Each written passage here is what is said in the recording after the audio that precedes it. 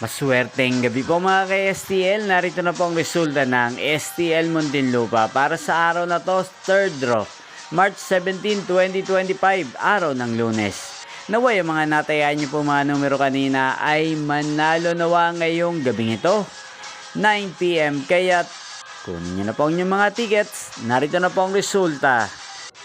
Ang mga numerong nanalo sa STL Muntinlupa ngayong gabing ito, March 17, 2025, 9 PM. Third draw result, 19 at 39 in exact order. Sa lahat po ng tumaya kanina sa STL Muntinlupa para sa third draw ng 19 at 39, congrats po sa inyo.